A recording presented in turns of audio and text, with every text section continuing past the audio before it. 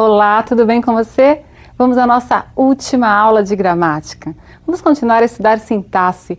Veremos hoje a colocação dos pronomes oblíquos átonos. O que são esses pronomes oblíquos átonos? São pronomes que, por serem mais fracos na sua tonicidade, devem vir sempre próximos aos verbos. Lembre-se, me, te, se, nos, vos, o, a, os, as, lhe e lhes. São esses os pronomes átonos e eles deverão vir antes, no meio ou após o verbo dentro de uma oração. O que nós vamos estudar aqui são os principais casos. Na verdade, temos aí uma controvérsia, uma diferença entre a linguagem coloquial e a linguagem escrita. Mas você deve observar caso a caso. Vejamos primeiro quais são essas posições. Vamos lá. Próclise. O pronome é posto antes do verbo. Veja, eu quero que você me aqueça neste inverno. O pronome me foi colocado antes do verbo aqueça. Mesóclise. O pronome é posto no meio do verbo. Veja lá. Dar-te-ia tudo para que ficasses ao meu lado. Então é o verbo daria mais o te. O te foi colocado no meio do verbo, entre o radical e a desinência indicadora de futuro. Outra posição é a ênclise. O pronome está colocado após o verbo. Aqueça-me neste inverno. Percebeu? Então são três posições: a próclise, a mesóclise e a ênclise. Não é difícil para você guardar. Há um poema muito conhecido do Oswald de Andrade em que se fala sobre essa questão da colocação pronominal. A colocação pronominal na nossa língua portuguesa brasileira, ela tem base na eufonia, no bom som. Só que esse bom som esbarra um pouco no português de Portugal, né? Então, quando se vê a forma falada no Brasil, vê-se que ela é diferente da forma falada em Portugal. Leia comigo esse poema e você vai entender muito bem o que eu estou falando. O título do poema é Pronominais. Dê-me um cigarro, diz a gramática do professor e do aluno, e do mulato sabido, mas o bom negro e o bom branco da nação brasileira dizem todos os dias: deixa disso, camarada, me dá um cigarro. Você observou o último verso, né? Deixa disso, me dá um cigarro. Começar uma estrutura na nossa língua portuguesa brasileira com um pronome oblíquo átono é muito comum na fala, mas na escrita é um grande erro. Então dizer me faça um favor pode ser comum coloquialmente, mas não deve ser usado na forma escrita, a não ser que se queira reproduzir essa construção coloquial, porque dentro de uma narrativa há uma personagem falando, por exemplo. Aí haverá um propósito, certo? Nós veremos então quais são os casos que a gramática indica para que ocorra próclise, mesóclise e ênclise. Veja os primeiros casos, que são os de próclise. A próclise ela é obrigatória quando houver palavra atrativa antes do verbo. Veja, então vai haver uma palavra atrativa, depois o pronome e depois o verbo, não é? E não pode haver entre a palavra atrativa e o verbo uma pausa, que na nossa língua é a presença da vírgula. A vírgula nós chamamos de pausa. Se houver uma vírgula, aquela palavra que antes era atrativa passa a deixar de ser. A vírgula repele o pronome para depois do verbo. Então, a palavra atrativa será atrativa se não houver vírgula após a presença dela. Se houver vírgula, a vírgula repele, ela empurra o pronome para depois do verbo. Tudo bem? Vamos aos casos. Primeiro caso, palavras de sentido negativo. Não, nunca, ninguém, nada, jamais. Veja que o pronome vai estar antes do verbo. Ninguém me chamou. Os advérbios, em geral, vão atrair o pronome para perto deles. Ontem a avisaram sobre o ocorrido. Veja, se houver pausa, o pronome irá para a posição de ênclise, ele irá para depois do verbo. Ontem, vírgula, avisaram-na sobre o ocorrido. Terceiro caso, conjunções subordinativas e pronomes relativos. Ele desejava que se entendesse. Esse que é uma conjunção integrante. Você se lembra da conjunção integrante? aquela conjunção que inicia as orações substantivas. Abaixo, ele desejava algo que lhe satisfizesse. Eu tenho aí o que como pronome relativo, retomando algo, né, a palavra algo, e o lhe ficou perto do pronome relativo. É assim que você deve escrever. Pronomes indefinidos, pronomes demonstrativos, também serão palavras atrativas. Veja, todos se impressionaram com aqueles fatos. O todos atraiu o pronome se para antes do verbo. Nas orações iniciadas por pronomes ou advérbios interrogativos também ocorrerá próclise. Quem te contou isso? Observe que aí o quem é um pronome interrogativo. Seja pronome ou seja advérbio, será a palavra atrativa, em frases afirmativas ou interrogativas. Agora, palavras que podem ser usadas em orações exclamativas. São também pronomes ou advérbios. Veja aí, o como atraiu o pronome átono me para perto dele.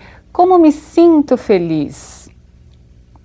Há orações que são chamadas de optativas, que são aquelas que exprimem desejo. Veja, neste caso, não há uma palavra propriamente dita que atraia o pronome para perto dela, para antes do verbo, né? Nessa posição proclítica, mas é a frase inteira, que é uma frase optativa, que expressa desejo.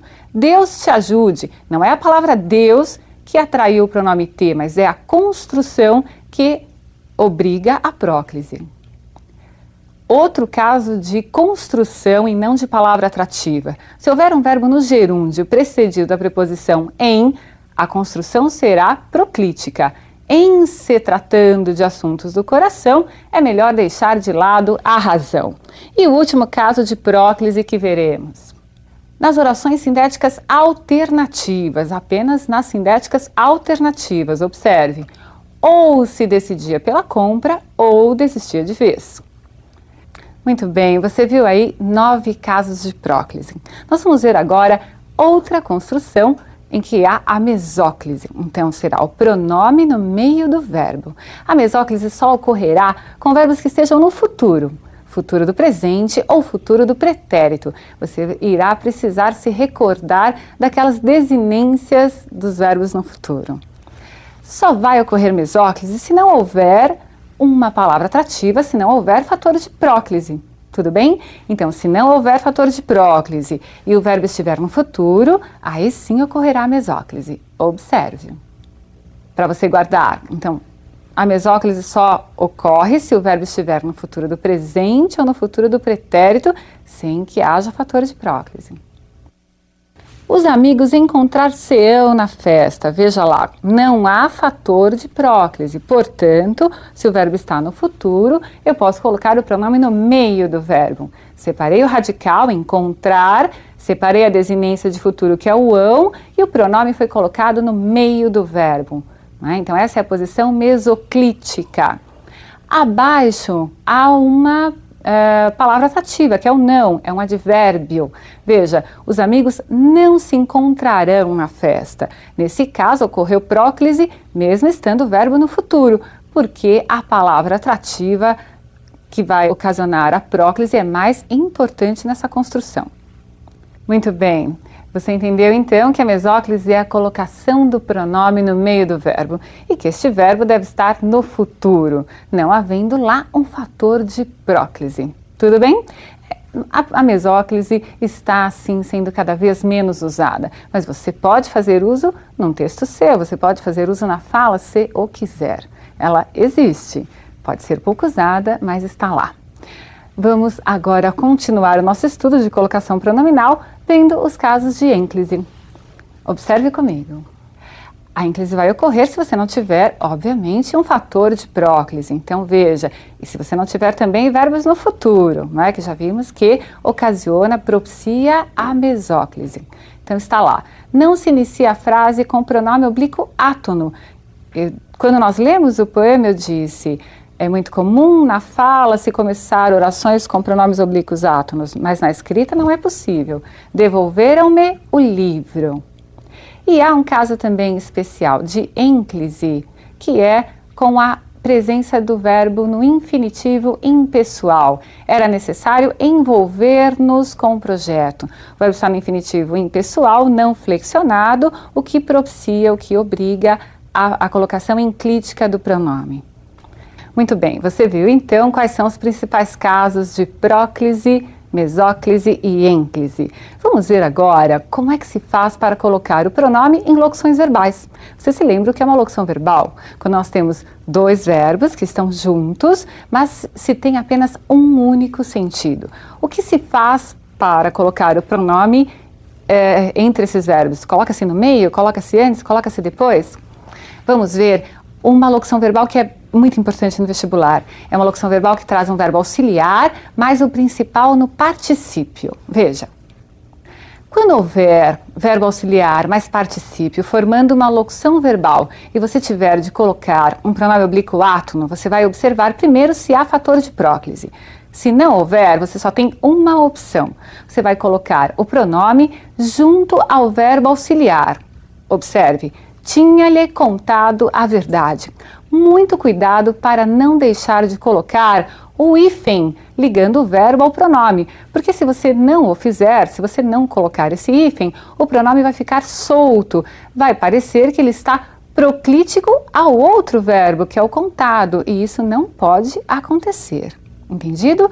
E se houver fator de próclise? Muito bem, o pronome irá para antes do auxiliar, para a posição próxima à palavra atrativa. Veja, não lhe tinha contado a verdade. Nós temos aí a próclise em virtude do não. O que não pode ocorrer de forma alguma é o pronome vir ligado ao verbo no particípio. Esse é um erro sério. Nunca ligue pronome átono a verbo no particípio. Entendido isso? Um grande abraço para você e espero que você tenha uma excelente prova. Até!